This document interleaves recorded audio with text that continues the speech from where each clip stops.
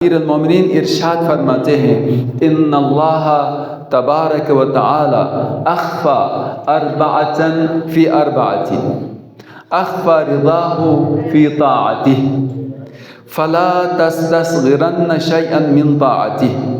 ایک ایک کر کے بتاتا جاؤں گا کہ امیر المومنین علی بن ابی طالب علیہ السلام فرماتے ہیں کہ اللہ تبارک و تعالیٰ نے چار چیزوں کو چار چیزوں میں چھپائے رکھا ہے، چار چیزوں کو چار چیزوں میں مخفی فرمایا ہے۔ ان میں سے پہلی یہ ہے اخفى رضاہ فی طاعتہ، اس نے اپنی رضا کو، اپنی خوشنودی کو طاعت میں چھپائے رکھا ہے۔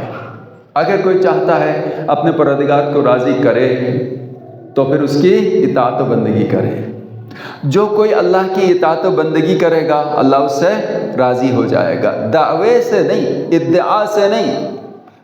کس ذریعے سے خدا کی رضا حاصل ہوتی ہے؟ طاعت سے، عملاً خدا کی اطاعت کرے تو وہ پروردگار عالم کی رضا حاصل کر لیتا ہے۔ درود بھیجیں محمد وآل محمد کی ذات پر۔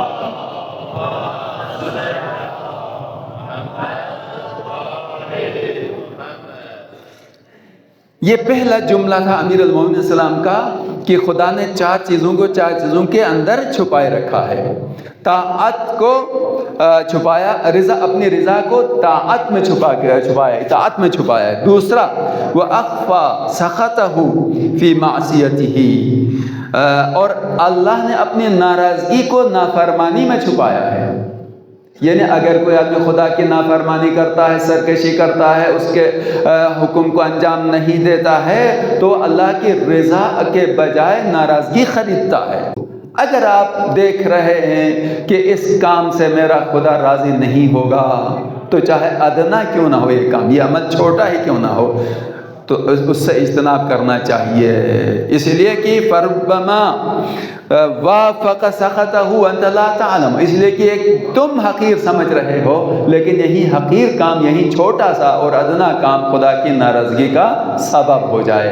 تو اسی وجہ سے مختلف تعبیرات میں، روایات میں آیا ہے تم گناہ کی جو نا حقارت کو نہ دیکھو، گناہ کے چھوٹے ہونے کو نہ دیکھو، بلکہ دیکھو کس کی نافرمانی کر رہے ہو، کس کی نافرمانی کر رہے ہو اس کو دیکھو، اس کام کو نہ دیکھو، اس چیز کو نہ دیکھو جس میں مرتکب ہو رہے ہو۔ یہ تمہاری نظر میں چھوٹا نظر آ رہا ہو لیکن جس کی وجہ سے تیرا رب تجھ سے ناراض ہو رہا ہے وہ تو بہت بڑا ہے۔ اور تیسرا وَأَخْفَى إِجَابَتَهُ فِي دَعْوَتِهِ فَلَا تَسْتَصْغِرَنَّ شَيْئًا مِّن دُعَاهُ فَرُبَّمَا وَافَى إِجَابَتَهُ وَأَنْتَ لَا تَعْلَمُ۔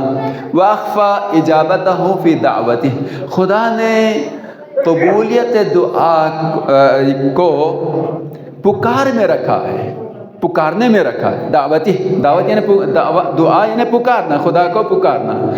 کہ کب خدا دعا قبول کرتا؟ جب آدمی دعا کرے، بولے اپنی زبان سے بار الہ مولا سیدی و ربی من لغیرک، میرا کون ہے تیرے سوا، جب کہتا ہے تو خدا اسے قبول کرتا ہے۔ تو خداوند متعال نے دعا کی قبولیت کو کس میں رکھا ہے؟ دعا کرنے میں رکھا ہے، پکارنے میں رکھا ہے۔